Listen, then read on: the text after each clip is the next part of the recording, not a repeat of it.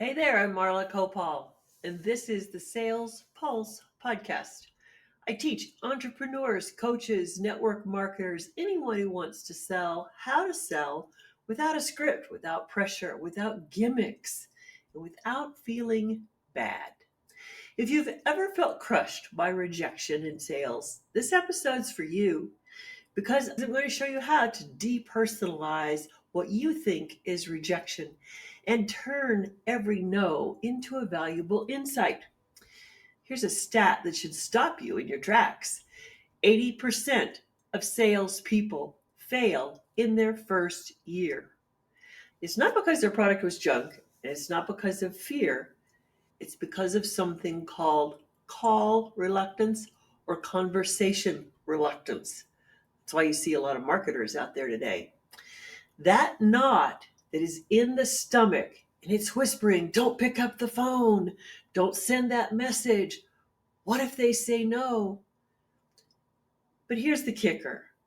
It's not just rookies. 40% of experienced sales veterans can have that same challenge, that call reluctance that's so strong that it can almost end their careers. So if you've ever had that knot in the pit of your stomach, you're not alone. Welcome to the club. Today we're going to flip that script for you. We're going to talk about how to depersonalize rejection so fear doesn't drive your sales conversations. When you hear a no, it is so easy to feel like it's a rejection stamp on your forehead. But the truth is, it's all about the buyer's timing or the alignment and fit of the product or even the buyer's own fears that there are no's. David Brooks, in his book, How to Know a Person, says that every human being is a mystery, carrying layers that you don't see at first glance. When we approach sales with the curiosity to know the person in front of us, not just sell to them, then rejection shifts from being a bruise to being information. So it tells us something about their world and not about our worth. Picture this. You've got a prospect, you're excited. You jump in with all the features and the benefits and the amazing deal you have, and then all you get is silence. You get a polite no thanks. And you walk away thinking, I blew it. They didn't like me. Well, in a way, you blew it because you were too excited about what you had to say and not about what they were looking for and not enough to know the person in front of you. Let's rewind. Instead, you started that person with a question, a curiosity question. So before we talk about the coaching that you were thinking you might need, tell me, what would you describe as something that you're looking for? And what do you feel is limiting you? I would need to know a lot more about them before I would even see if what I had was a fit for them. They're going to tell me a story. I'm going to listen. And then I share back or reflect back what I heard from them. And after a more involved and detailed conversation, we might finally decide I have something to offer them, or they may be beyond my expertise, or they may not be ready for my expertise. But their answer, yes or no, does not feel like a rejection because I really am looking for the fit and the alignment. What I'm doing then is discovering if there's another layer of the conversation that we could have so that maybe determine, is what I'm offering, could it be modified to fit this person's need? And if it's still a no, then we both walk away with insight and trust and maybe even a future yes. A no is not always a no. It is just a pause. So let's look at some practical takeaways for you. How do you actually do this in practice? We're going to go through 4 examples, and let's see what you think about these examples. I want you to get curious, not clever. Instead of trying to impress someone with more facts, figures, fancy words, fun, glib comments, just ask. Just ask them a question. What have you already tried? Or what are you thinking of trying? You'll learn more with that one question than in 10 minutes of pitching, and you'll probably have a very healthy conversation and come to some more positive conclusions. Example 2 is listen for meaning, not just the words.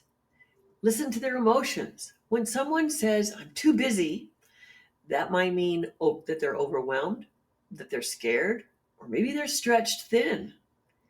Now they're talking to you, right? But that's not the problem. They took the time to talk to you, so go ahead and discover a little more. And just say, if you did add something, what would have to change to make it doable?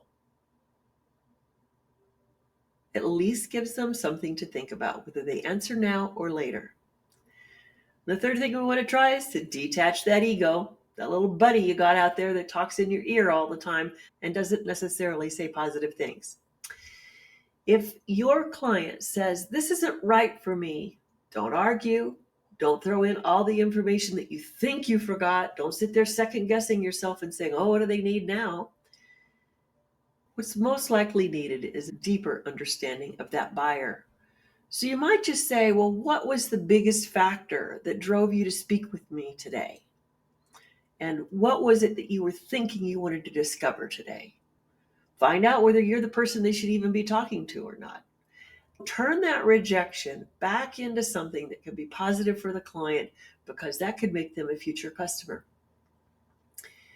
And lastly, I want you to reframe that rejection, that conversation you have going on in your head that nobody likes you, or, oh, I shouldn't be here, or sales is not for me. Remember, no usually just means not now, not this, not the right fit. Got that? Not now, not this, or it's not the right fit.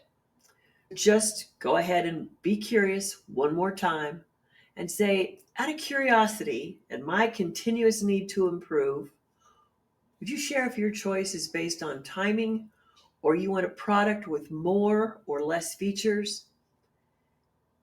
Maybe it's not a fit for you. Just let me know so I can understand what's going on here and I can help other people better. Rejection this way becomes directional, not personal. You always want to learn from every sales conversation you had, so why not take the opportunity now? So here's the shift that's going to free you. Your worth is not on trial in any sales conversation. The buyer's needs are. So when you focus on knowing the person in front of you, instead of protecting your ego, rejection loses its sting. It's not about you. It's about product or service alignment with the buyer. That's it. Alignment with the buyer. Next time you hear no, breathe, get into neutral, and remember, rejection isn't personal. It's just feedback. And the more people you truly begin to know in each sales conversation, the more sales you will make that are authentic, sustainable, and rejection proof. This is the Sales Pulse podcast. I'm Marla Koupal, and if this episode helped you, hit follow, share it with someone who dreads rejection or that small word called no. And remember, bold sales, one curious conversation at a time.